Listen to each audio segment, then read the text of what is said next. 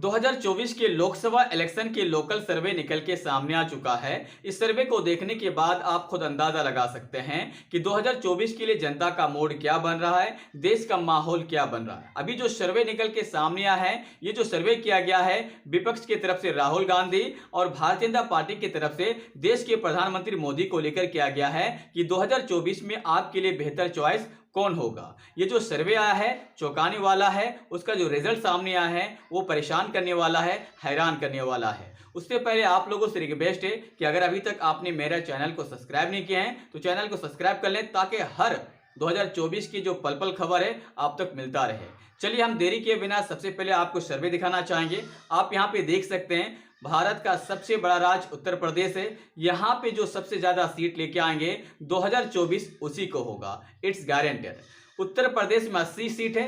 80 में से इंडिया गठबंधन को 35 सीट, एनडीए को 40 सीट और अदर के खाते में 5 सीट। ये अदर ज्यादातर मायावती के खाते में जा रहे हैं। अगर मायावती जी इंडिया गठबंधन में अलायंस कर लें, ज्वाइन हो जाएं, तो यहाँ पे 50-50 होने वाला। अगर 50-50 हो गया तो 2024 में इंडिया गठबंधन आसानी के साथ सत्ता में आ सकता है, क्योंकि दिल्ली के दरवाजा उत्तर प्रदेश से होते हुए खुलते हैं। अब महाराष्ट्र की बात कर लें, एक बड़ा राज्य है, 48 सीट है। यहाँ पे इंडिया गठबंधन के साथ सहानुभूति है, आपको मालूम होना चाहिए। इंडिया गठबंधन को 28 सीट, एनडीए को 18 सीट, अदर के खाते में 2 सीट।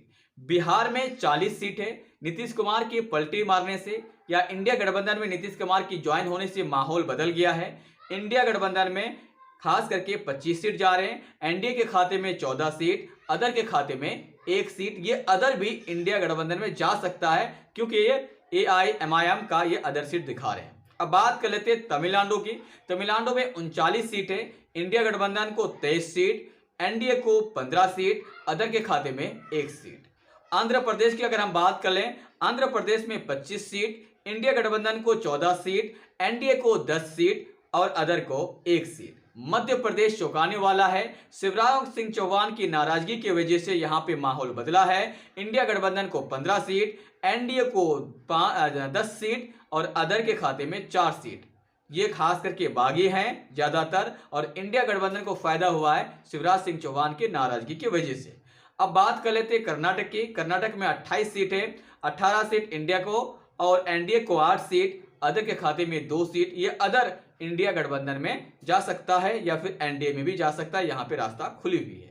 गुजरात लॉबी की अगर बात कर लें, गुजरात लॉबी में 26 सीट है और 26 में से इस बार इंडिया गठबंधन 11 सीट लेके आ रहे हैं, शक्ति सिंह गोहिल की कारनामा की वजह से, राहुल गांधी की मेहनत की वजह से। और एनडीए 15 सीट। अगर ये रिजल्ट रह गया गुजरात में तो इट्स गारंटेड परिणाम तो कुछ बदलने वाला 2024 में। राजस्थान में 25 सीट है। इंडिया गठबंधन को 15 सीट, एनडीए को 10 सीट, अदर को 0 सीट। उड़ीसा की अगर बात की जाए, उड़ीसा में 21 सीट है। इंडिया गठबंधन को 15 सीट, एनडीए को 5 सीट, अदर के खाते में 0 सीट। तेलंगाना की अगर बात की जाए, तेलंगाना में 17 सीट है। 17 में से 17 सीट इंडिया गठबंधन में, कांग्रेस अभी वहां सरकार बनाए, भाजपा का यहाँ पे 0 है, अदर भी 0 है। आसाम में थोड़ा सा मैच टाइट है। आसाम में 14 सीट है। 6 सीट इंडिया गठबंधन को, 4 सीट यहाँ पे एनडीए को, 4 सीट अदर को। अब ये अदर किसके पक्ष में जाएंगे ये तो वक्त बताएंगे। झारखंड की अगर बात की जाए तो झारखंड में 14 सीट, इंडिया गठबंधन के खाते में 10, एनडीए के 4, अदर 0। पंजाब में आम आदमी पार्टी कमाल किया है, 13 सीट है और ये 13 सीट इंडिया गठबंधन में आएंगे क्योंकि आम आदमी पार्टी और कांग्रेस वहां पे एक साथ अलायंस में है, जिसकी वजह से बीजेपी का सुपड़ा साफ है। छत्तीसगढ़ की अगर बात की जाए, छत्तीसगढ़ में 11 सीट है और 11 में से 6 सीट इंडिया गठबंधन और एनडीए में 5 सीट, अदर के खाते में 0 सीट। हरियाणा की अगर बात की जाए तो हरियाणा में 10 सीट, इंडिया गठबंधन को 5 सीट, एनडीए को 5 सीट, अदर के खाते में 0 सीट। और अगर बात की जाए दिल्ली की तो दिल्ली में आपको पता ही होना चाहिए 7 सीटें, 7 में से इंडिया गठबंधन को 5 सीट, अदर के खाते में 2 सीट। अगर हम ऑल ओवर की बात करें इंडिया की तो यहाँ पे इंडिया गठबंधन लगभग 200 से लेकर लगभग इंडिया गठबंधन 310-320 सीट लेकर आ सकते हैं कैलकुलेशन के आधार पर। और एनडीए यानी भारतीय जनता पार्टी के जो अलायंस है वो 100 से लेकर 150 सीट लाने में सक्षम है। अगर ये परिणाम रहता है तो फिर 2024 में रिजल्ट कुछ और रहेंगे।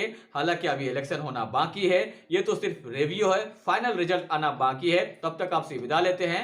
जय हिंद।